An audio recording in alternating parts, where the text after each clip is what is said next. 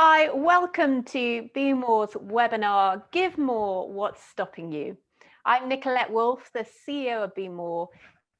Be More is a charity with a passion to embed generosity into culture, and we do this through educating, connecting and inspiring people who are passionate to make a difference in this world through living generously. It gives me great pleasure tonight to welcome Lord Michael Hastings, who is here to inspire you, but also challenge you around this topic, give more, what's stopping you? Now, Michael has been generously giving his time to us over the course of this pandemic. And it's been very interesting just to follow his comment, especially as well with circumstances such as George Floyd's sad death and also Black Lives Matter. So right now, as we have this roadmap coming out of lockdown, and since it has been nearly a year from some of these events, it's just such a pleasure to hear from Lord Michael again and just see how his perspective has maybe changed and how he can challenge us in this time to give and make a difference. So we're going to hear from Michael. Please do leave your questions and questions in the chat. You can try and answer them. But we will then tot up those questions and we'll have a great time of Q&A with Michael after his talk. Michael, welcome to Be More. Thanks, Nicolette. It's lovely to see you again. Life carries on. It does, certainly that. And I can see Demi as well. Demi, welcome to Be More too. Thank you. Thank you. It's great to Lovely have to you be with here. us. Yeah, it's been such a crazy time, and it's been so wonderful to hear your comments, Michael, and I'm very excited to hear how you're going to add to it. Not sure you can add much, but I'm sure you will, from what you've talked to us before. So I'd just like to hand over. Thanks, Nicolette, and thank you to those of you who are joining, and let's see if others join in the course of time, but I can't see them, but I think all of you can see us. So what I'm going to do is carry on the theme of thinking generously and engaging generously, because I think that there aren't new insights that can be learned. There's just a need to underline the insights that have already been given. And the practice of giving, and I remember I did say this, I think, in answer to a question the first time, when you begin the practice of giving, you don't want to let it go. The difficulty most of us have is making the choice to start, because we're tempted to want to analyze too much of, and here's the quote, where our money is going. I can't tell you the number of times I encounter young men and women whose persistence in not giving is because they don't know where our money is going. So the resistance turns into a habit, and then the habit becomes a behavior. And extracting people from the habit of needing to find justification to give is in itself a stress. So I want to give you refreshed perspective about why giving is so important. Let me read a quote. You're going to have to guess who it's from and where, but let me read a quote. Our love of what is beautiful does not lead to extravagance. Our love of the things of the mind does not make us soft. We make friends by doing good to others, not by receiving good from them. When we do kindnesses to others, we do not do them out of any calculation of profit or loss. We do them without afterthought, relying on our own free liberality. I declare that, in my opinion, each single one of our citizens, in all the manifold aspects of life, is able to show themselves the rightful lord and owner of their own person, and to do this, moreover, with exceptional grace and exceptional versatility. Now, that sounds like a political speech from Joe Biden. I don't think Donald Trump would have quite got round to that one, but it sounds like a political speech maybe from a British Prime Minister. Well, I'm glad to tell you it was delivered by the great Greek philosopher and politician Pericles in the years 495 to 429 BC. So this is over 2,500 years old. The practice of engaged Greek philosophy was important to building what they called the city. And the city, of course, is the model on which we now have cities, the gatherings of people coming together in order to determine the common good. And government became the organization of people who gathered for the common good. In fact, the word often used by churches to mean church, ecclesia, in the original Greek really means people gathered to deliver good for the community. And it is that sense that we only come together with good in focus, not because we have to, but because we realize that from our own liberty and liberality, it is the greatest outcome of our human existence. Now, I came across a little story of a Chinese woman, an elderly Chinese woman. This is a true story, who threw some coins into a plane's engine for good luck, succeeding only, it said on the report, in delaying the flight for several hours. Although only one of her 9 coins hit its target, all 150 odd passengers had to be evacuated whilst engineers at Shanghai Airport assessed the damage. The 80-year-old lady later said she'd made her offering as she prayed for safety. You see, in her classic, and let's not call it ignorant, just say in her classic tradition, to throw coins into a fountain, I mean, we do that in the West, to tie locks onto a bridge, we do that in the West. In her tradition, to throw coins into a machine of which you're going to make a reliance is an offering. Not very helpful. Her philanthropy caused great contempt and fury for the other 150 people involved.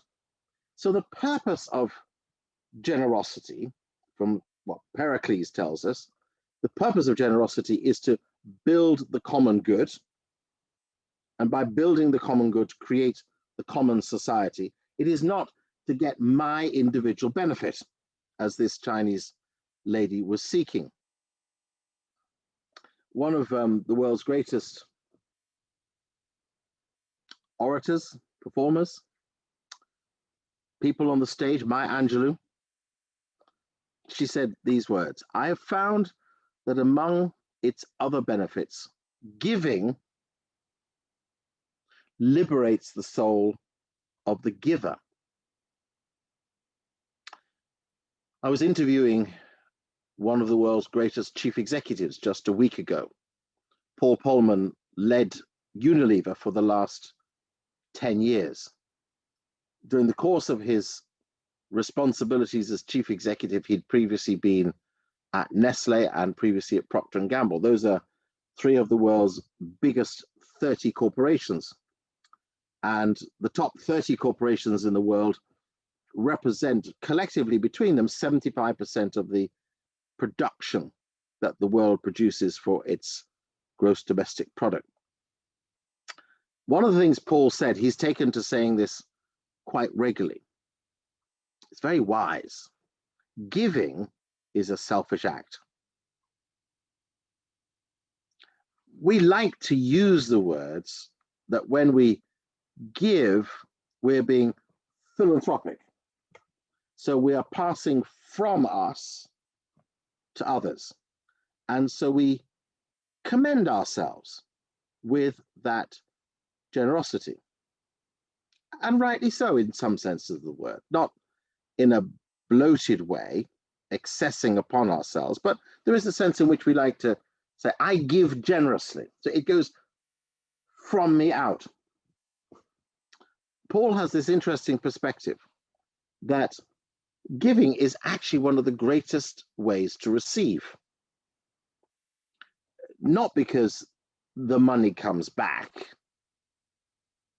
not because a car turns up on the driveway we hadn't planned for, not because a house drops into our back garden we hadn't bought, not because diamonds are found in our bedroom we never had before. No, not because we get a material thing back, but because in the act of giving, we gain.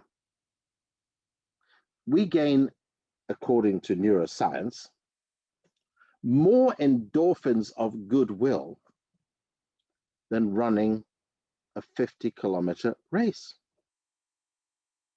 There is more sense of overwhelming release of joy for the individual who gives than there is for the sportsman or woman who runs or who rows or who works out. Have you noticed something about, and I say this conscious of my friend Demi sitting here, who's a great sportsman, but have you noticed something about people who exercise consistently, heavily, and persistently? They're fantastic for about an hour and a half afterwards. And then aren't they miserable by the rest of the afternoon? Because their endorphins run out. But the generous person can sing for days, if not weeks, on the back of a positive personal experience. So Paul Polman has helped us to understand that although philosophically giving is to give out, in reality, there is a taking in. We release from ourselves material products, money or items, things, time, but we also receive to ourselves immense well-being. Many of you will have knowledge of the Bible. Some of you won't, but if you don't, I'd encourage you to go and have a look. It's got some good stuff. So this is one of the oldest parts of the Bible, the Psalms, most of them written by King David. Not all, but many. Psalm 112. Great blessing and wealth fills the house of the wise, for their integrity endures forever. Even if darkness overtakes them, sunrise brilliance will come bursting through because they're gracious to others, tender and true.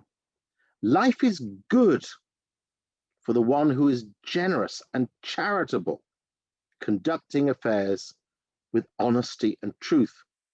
Their circumstances will never shake them, and others will never forget their example. They will not live in fear or dread of what may come, for their hearts are firm, ever secure in their faith. In a period where all of us have faced some measure of insecurity and fear in the last year, giving, especially giving in the knowledge that this is done because of love for God and God's purposes, giving secures that settled circumstance. It's interesting that in the Gospels, which tell the story of Jesus's interaction with others, he specifically noted the woman who gave her everything, which was just 2 pennies. He saw the others who just out of their excess deposited. But why notice this one woman? Because she gave everything, even though what she gave was puny. That tells you God notes not just the action of the giver, but the tone of the giver, the intention of the giver. I came across a lovely story literally this morning. So Nicolette is bound to say, it was only given to me because of Be More. But actually, I'm very glad I came across this morning. And it's from an American newspaper. Former UPS driver. Now, UPS is one of the big global delivery organizations, a sort of predecessor to Amazon, as it were, prehistoric Amazon. And UPS will deliver things from America and Australia and Africa and wherever you want to, Brazil, deliver something to your doorstep in the middle of London, wherever your doorstep is. UPS will deliver it. Former UPS driver gives Morgan State University $20 million, ensuring access to college for generations of students. There he is, black man and his wife. Let me tell you the story. So they received the $20 million from the philanthropist Calvin Tyler Jr. and his wife Tina, increasing a scholarship fund previously established in the Tyler's name when they gave $5 million some years ago, back in 2016. So they boosted it from 5 million to 20 million. This is for a college for poorer students in Baltimore. And the comment says, in the light of the financial hardships and challenges a number of students and their families are facing as a result of the current pandemic, the Tylers were compelled to expand their giving. Now, not compelled by law, not compelled by duty, but compelled by instinct to expand their giving. So the scholarships they provided are now nationally available, not just to those who live in Baltimore. Calvin Tyler enrolled at Morgan State College in 1961 to study business administration, the first of his family to attend college. He later interrupted his matriculation in 1963 due to a lack of funding and eventually took on a job as one of the first 10 UPS drivers in Baltimore in 1964. At UPS, he would then work his way up, climbing the corporate ladder, ultimately ending up as a senior vice president of operations before he retired in 1998 and joined the company's board of directors. Through his 34-year career at the multinational packaging delivery company, Tyler never lost sight of his own humble beginnings, committing with his wife Tina to support those who, like him, encountered hardship and financial insecurity while pursuing their college degrees. Isn't that phenomenal? That from such scratchy beginnings, he has been able to not just elevate his position, but through hard work, when he didn't have the opportunity to complete a degree, he has then facilitated $20 million for others to do what he could not do. That is remarkable. That is remarkable. And for him, I'm absolutely sure, well, he says this, my wife and I became keenly aware of the effect the pandemic has had on a number of young people trying to get an education, and we have the resources to help a lot of them. This is why we're increasing our commitment at Morgan. We want to have more full tuition scholarships offered to young people so they can graduate from college and enter the next stage of their life debt-free. That's remarkable. Hugely generous. What else could he do with $20 million? Well, of course, a lot. He could buy some property. He could buy some cars. He could go on a lot of holidays. He could buy a yacht. He could sail around the world. But he's chosen to do the one thing that for him is the most satisfying. Isn't that phenomenal? the most satisfying. More than all the other things he could do, to give it away brings him the greatest and deepest joy. I'll tell you one more story.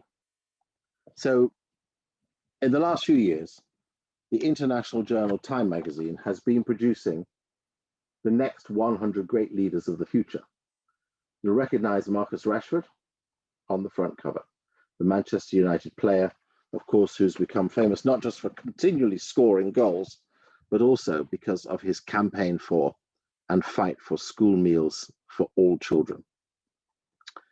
And inside, there are multiple stories of so many others, not quite at the Marcus Rashford level, some above the Marcus Rashford level, many in another place. And I came across this little story of Monica Ramirez, a 43-year-old woman. Every story is written by somebody else. And this is the story of Monica Ramirez and her giant heart. They say it's this great giant heart that has her breathing great fresh air and fighting for civil rights. Her work through organizations like Justice for Migrant Women is only a fraction of proof of how hard she fights for migrant workers. It's blown me away, says the writer, ranging from demanding equal pay for women and organizing against voter suppression to workplace sexual abuse and calling for COVID-19 relief for migrant families. Monica's compassion is built into the foundations of her life. She grew up in a rural community with deep family roots of migrant farm workers before studying public administration at Harvard University.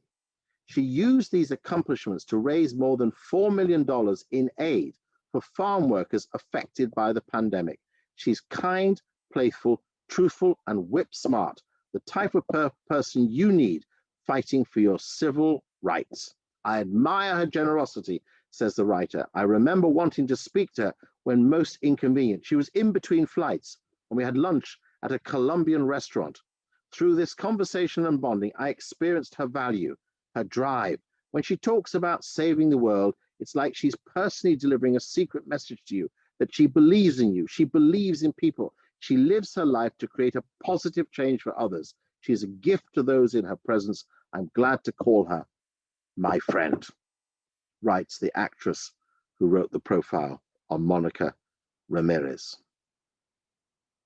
From great, remarkable, persistent generosity, high education, and determined energy, philanthropy that delivers for the least. That's what we need to be focusing on.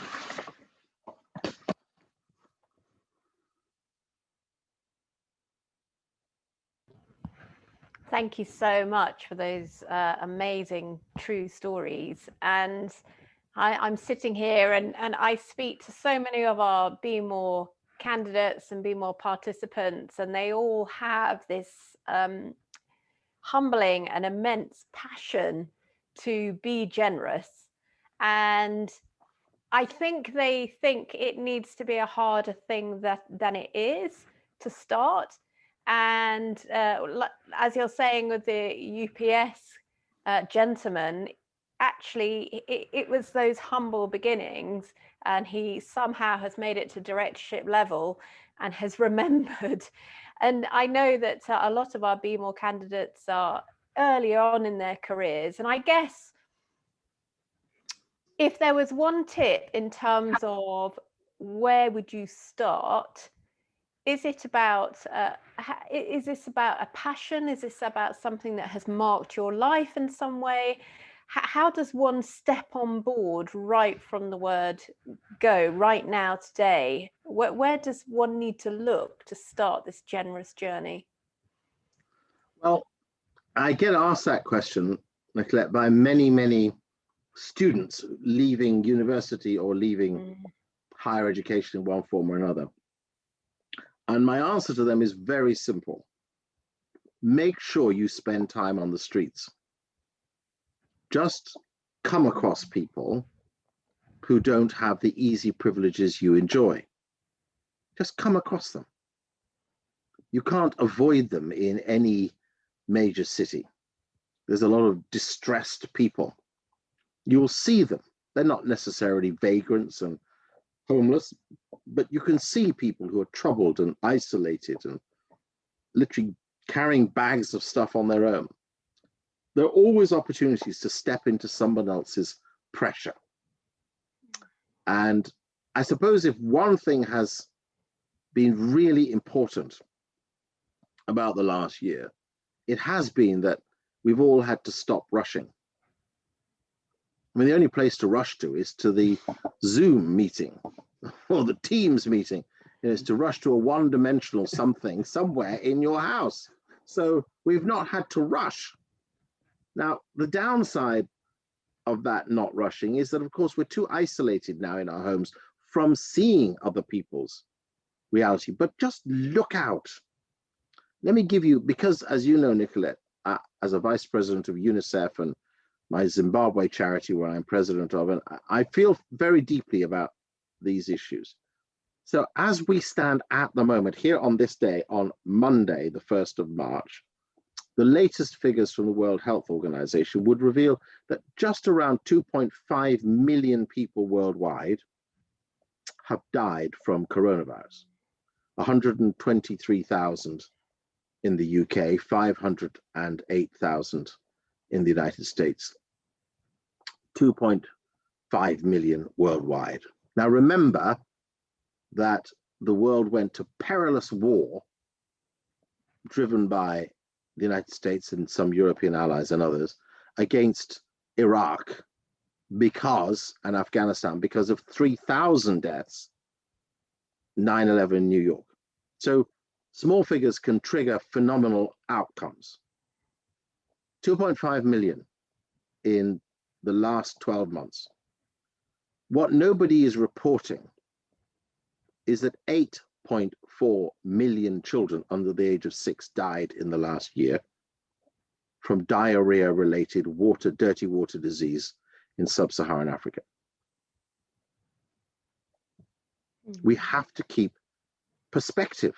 And if we don't have the wisdom to look out for the reality of how our world operates, either in our neighborhood, our town, our city, or in our wider community, we will forever be selfish and indulgent. So when people say, oh, I don't know where to start, frankly, it makes me furious. I say, open your eyes, look around, get out and see reality in front of you. And if you can't see anything, just dig into the reality of countries beyond you. Wake up. And you will find in every corner of the world and on every issue, someone somewhere has organized an opportunity to make a difference. Get involved. You talk about giving as something that could be seen as selfish because you want to gain that reward, and giving to something that may, I'm adding to this, may chime with you more than perhaps a greater need in another direction. And I'm just wondering about the view of corporate giving. Obviously, at the moment, the government is talking about the budget and taxes and that sort of thing. And what should be or could be our attitude towards supporting a greater common good in terms of our giving, as opposed to just being drawn possibly to a charity or a need that is a bit more self-focused in terms of what chimes with our past? Well, I think that's, that's one of those complex areas, because inevitably ask maybe 100% of anybody surveyed on the streets, do you want to pay more tax? And they're going to say no, they don't. Even though in the course of the last year, they have watched when it's necessary to do something that the previous Prime Minister, Theresa May, she said, there's no such thing as a secret money tree. Well, there is. There always has been. When governments need to find money they can find it. Now, it doesn't live under a tree somewhere. It is borrowed on the market at moderate interest rates at the moment, but it all has to be repaid, and it affects a country's ability to manage its finances and subsequently, therefore, its economy, and therefore the numbers of people who'll be in work. So everything works in a cycle. And how are we going to respond to what has been, let's just say, the necessary need to find a lot of money, £240 billion, so that there can be protection for people through the furlough scheme, loans for businesses to sustain them and to get ready for liftoff, removal of certain taxes, notably reliefs that were previously less generous and now more generous, and also some taxes which have been on property removed so that people could be encouraged to buy more easily. This all requires repayment. And who's going to do the repaying? Now, if we have a different view of tax, which I've always had, I mean, paying tax is something you have to do whether directly or indirectly.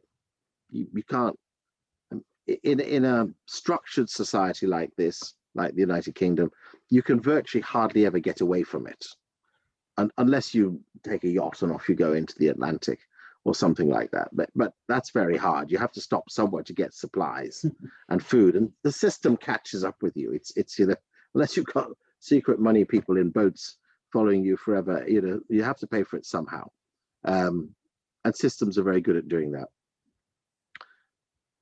I am in favor of taxes on the hyper wealthy, not as a socialist dream for the sake of just persecuting people who've done well in business so that they can just lose it all for the sake of those of the rest of us who can't earn like that. No, but because there is a duty to give into the wider needs of a stabilizing society so that those who are most vulnerable can be protected. Now, there was a very revealing article in the Financial Times just a few weeks ago on the value of wealth taxes. And I'll just give you the figure that relates to the UK. In the UK, the Office for National Statistics reported that in 2018, the wealthiest 10% had an aggregate net wealth of £6.5 trillion. 6.5 trillion times. That is roughly 4 times the size of the national economy. That's just 10%. Just over 300% of gross domestic product. A 1% net wealth tax on the richest 10% would theoretically yield revenues equivalent to 3% of GDP, comparable to 3.7% of GDP yield in the United States. In other words, what we would gain from that one-off take of just 1% on 6.5 trillion would take us a substantial way to paying off the debt of the pandemic in the last year. In fact, looking at all combined wealth taxes, including changes in corporation tax, theoretically could raise £14.5 billion at an instant. So the question is, should we do it? And my answer would be, tax is a gift. See it as a gift to enable the least to survive, to empower a significant number, whether here or in another part of the world, who can't get access to have it. Proud of the fact that a plane landed yesterday in Côte d'Ivoire and last week in Ghana, taking vaccines from the UK for distribution through the global COVAX system funded by the UK taxpayer. We need to do these things. We're busy vaccinating, all of us here, and we can give it away. So the answer is really, Nicolette, that we have to see society as all of our problem and all of our duty. Talking about the COVID vaccines, the questions come in. Do you think, thank you, Jason, for this, from a social good standpoint, should the UK do more in terms of providing vaccine supply to developing countries on the continent of Africa? Well, the answer has to be, of course, yes. There is such a thing as realpolitik. In other words, politics which is unrealistic doesn't work. So it wouldn't work for the Prime Minister or the Foreign Office or the British government to say, well, there are more people in the 54 countries of Africa than there are in the United Kingdom, therefore send them all the vaccines first. That won't work. And the realpolitik of that is that would lead to upheaval, riots in the streets, and the loss of a government. I mean, that won't work. So you have to face realpolitik, in other words, which is a French term, which means basically, what does the reality of this situation require? And today we passed 20.2 million vaccines in the UK, which is fantastic news. Every UK adult will have the opportunity of a vaccine by the end of July. I'm getting mine in 2 weeks' time, I'm happy to say. And everyone should take it and be pragmatic and sensible and reduce the risk for others and make sure that others can have freedoms in the way we all want to have freedoms.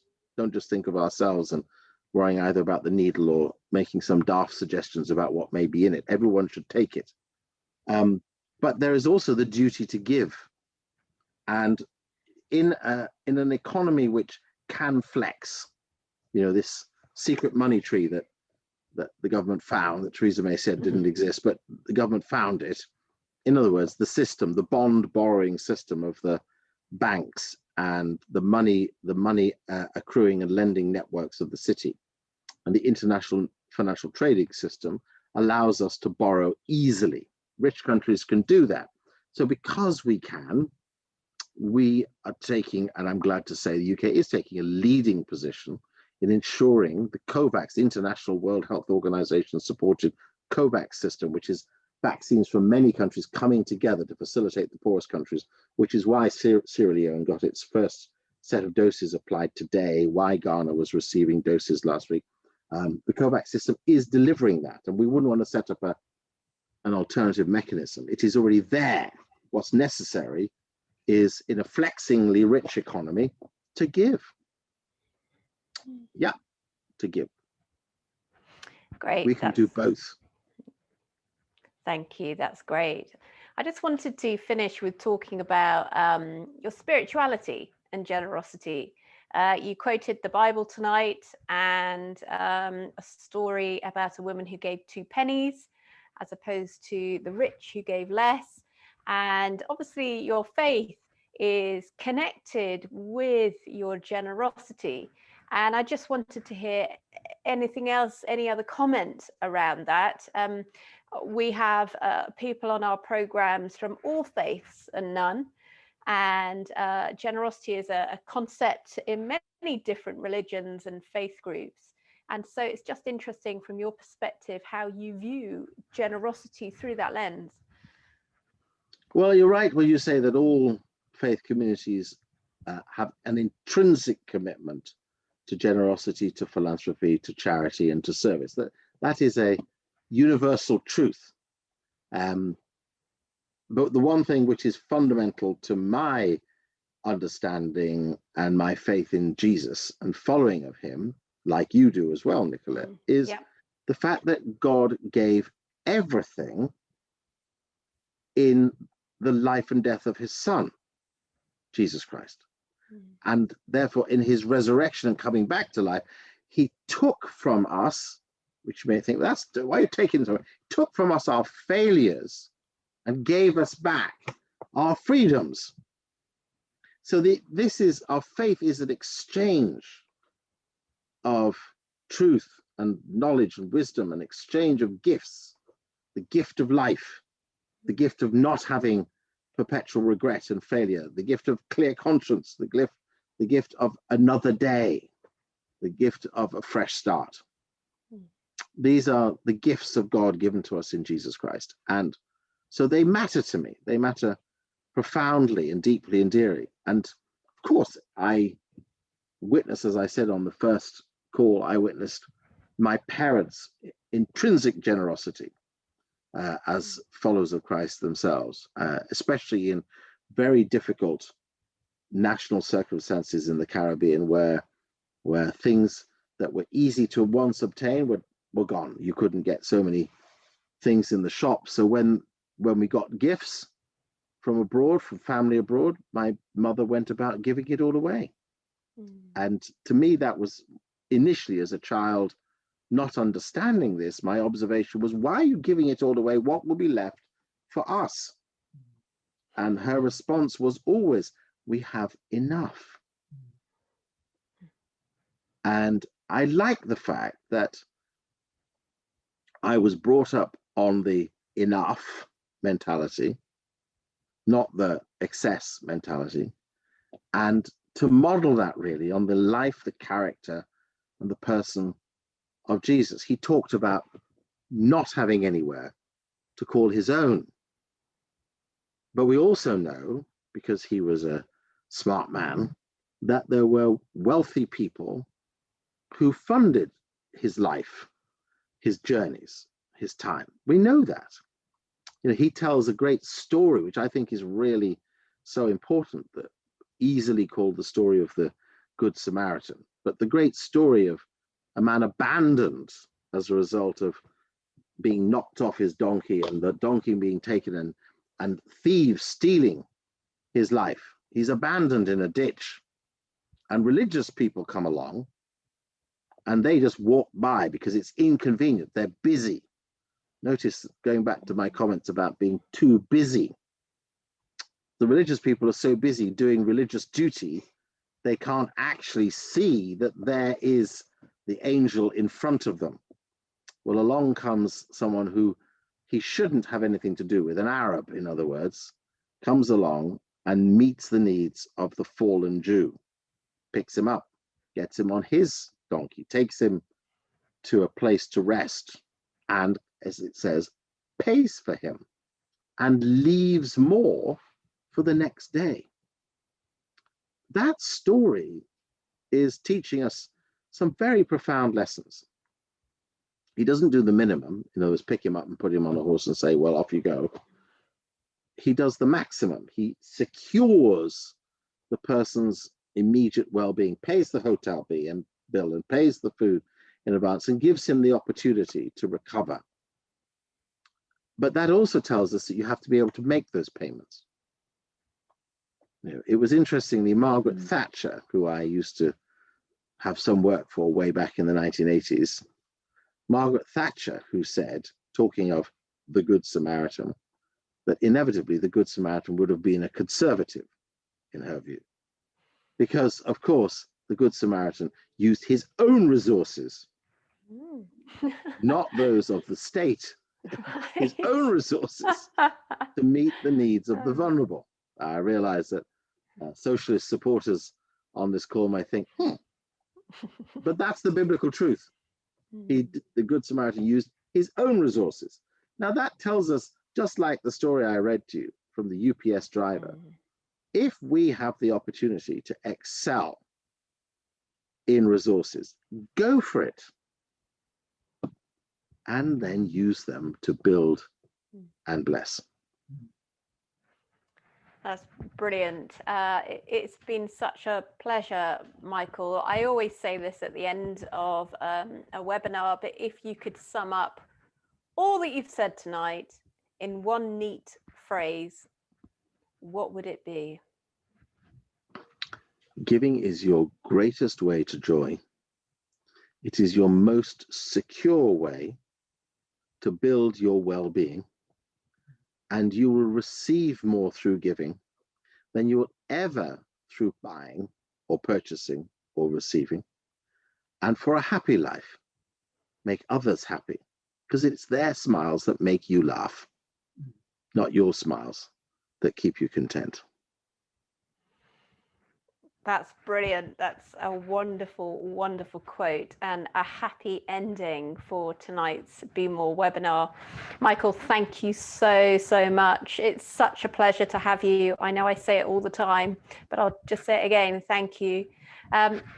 Thank you so much for everybody who's watched this webinar and listened to Michael tonight.